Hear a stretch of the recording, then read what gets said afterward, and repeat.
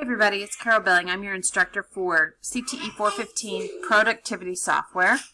And although I've asked my children to go to bed, they are still wandering about, and I'm going to give up and go ahead and shoot this video so I can get your course open.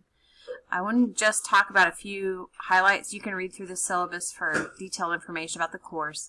This is the link you'll use to buy your textbook online, and then you'll have access to it, as well as MindTap, which is the training software for training you in the different software programs that we cover in this course. I'll go over the course calendar just a second, separate page. I want to explain bonus time. So every assignment has a due date, and you may ask me questions about the assignment up until that due date. I give you what's called bonus time, which is 1 week after the due date to still get the work in without getting a point deduction. And so I do that because we're all adults. Most of us are working. Some of you are teaching. And sometimes we just need a little extra time. So you have that flexibility. I would recommend getting ahead, especially because I'm opening the class early, so that if you do work ahead, so that if something comes up and you need to skip a weekend or something, or a week, then you won't be behind. You'll just be caught up. And then you also have the bonus time, though. You have a week after it's due to still get it in and still get credit. But I don't take questions because I'm moving on. Like, I have to keep the course going, but I still open that 1 extra week for you. And then after bonus time, you just get a 0 and we're moving on, because I can't go any more than that, or I end up with students who try to do everything at the end of the semester.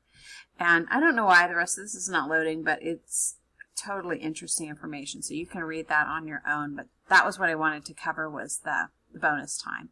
And let's take a look at the calendar. So this is pretty straightforward. I'm opening the class early. These first 2 weeks do not require you to use MindTap, so you could set that up before August 19th. MindTap is opening August 19th, and I don't remember the reason why I set that date. But I did. I had a reason. Anyway, this should keep you busy until the 19th, which is only 7 days. So if you did these 2 weeks of worth of work, and then you started on the 19th down here in week 3, you would be in super great shape to finish up early. And actually, that would have you on track to finish by Thanksgiving, which is part of why I'm opening it up early, because we all know that after Thanksgiving, just life gets super busy. So if you could wrap up this course before Thanksgiving, get all your work in, you'd probably be a little bit happier. So that is why I open it up early. So I have the week listed here. I have 2 weeks for MindTap Excel and 2 weeks for Access, because those are pretty challenging sections. Everything else is a week turnaround, but it's open now, so you can work ahead. And the last bit is just embedding things you've done both into your Weebly and into TaskStream. So this last week, there's no new work. There's just showing what you've done. And then the one thing I ask is, I will try to be really good about getting grading done, but please don't do another word. Don't do work ahead and do another lesson plan until I give you feedback on the one prior. And so if you're working ahead and you want to shoot me a Vox and say, hey, I got my file management lesson in, would you take a look? Because I also have my Word ready and I would like to submit that. I'll jump on, grade your file management, then you can review the comments, make any changes to file management, as well as any changes that might apply to your Word one, then submit your Word one. So I'm not making the same corrections on every lesson plan, just hopefully they're getting stronger, and to be honest, by the end, they're pretty streamlined.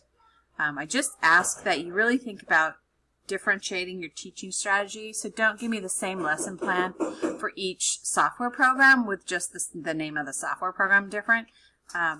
Try to think of a creative way to teach it that's a little bit different than last time. And I know that's hard, but that's also kind of fun. So anyway, there's the calendar. All right, I think that's all I'm going to cover in this one. I'll do a separate video for Blackboard and MindTap. So there you go. I'm looking forward to seeing you this semester.